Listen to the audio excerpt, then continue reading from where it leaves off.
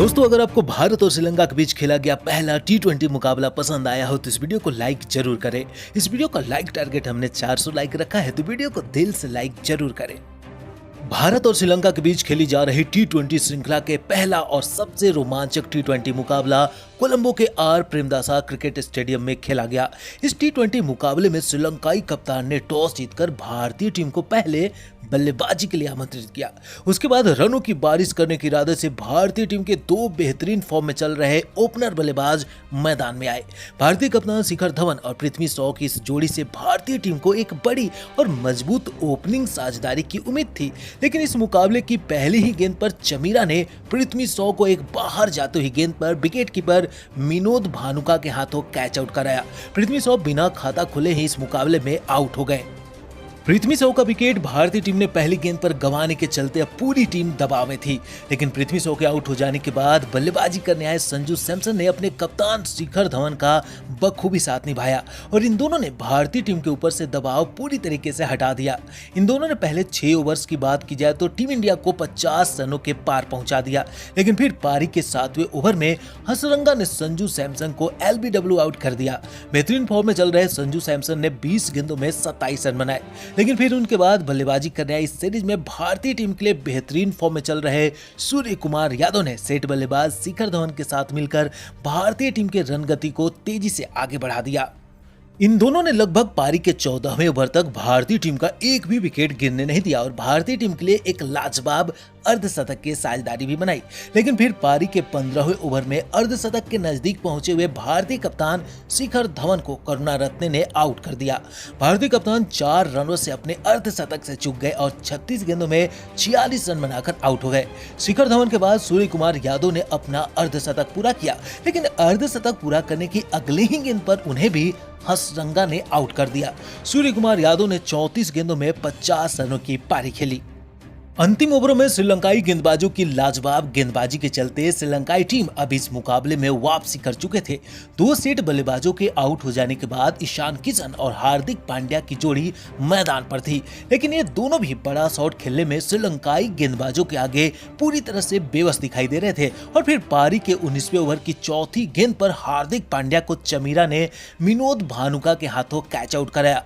हार्दिक पांड्या ने 12 गेंदों में सिर्फ 10 रन बनाए, लेकिन फिर अंत में ईशान किशन ने कुछ बड़े शॉट खेलकर भारतीय टीम को 164 रनों के बड़े लक्ष्य तक पहुंचाया। उसके बाद भारतीय टीम से मिले 165 रनों के एक विशाल लक्ष्य का पीछा करने श्रीलंका की टीम के 2 बेहतरीन फॉर्म में चल रहे ओपनर बल्लेबाज मैदान में आए। अभिषेक फर्नांडो और विनोद भानुका वनडे श्रृंखला में भारतीय टीम के लिए सबसे बड़ा खतरा बने हुए थे और इसी तरह की बल्लेबाजी की उम्मीद श्रीलंका की टीम को इस दोनों से इस मुकाबले में भी थी, लेकिन इस पारी का तीसरा ओवर डालने आए कृणाल पंड्या को तो कुछ और मंजूर था। कृणाल पांड्या ने अपनी इस ओवर की तीसरी ही गेंद पर विनोद भानुका को सूर्य कुमार यादव के हाथों कैच आउट कराया। विनोद भानुका ने 7 गेंदों में 10 रन बनाए। विकेट गिरने के बाद बल्लेबाजी करने आए धनंजय डिसूजा ने अभिषेक फर्नांडो के साथ मिलकर श्रीलंकाई पारी को संभालना चाहा, लेकिन फिर पारी के 7वें ओवर में धनंजय डिसूजा को युजवेंद्र चहल ने क्लीन बोल्ड कर दिया। धनंजय डिसूजा ने 10 गेंदों में सिर्फ 9 रन बनाए और वहीं उसकी अगली ही ओवर में सेट बल्लेबाज अभिषेक फर्नांडो को भारतीय टीम के उप कप्तान यानी कि भुवनेश्वर कुमार ने संजू सैमसन के हाथों कैच आउट कराया।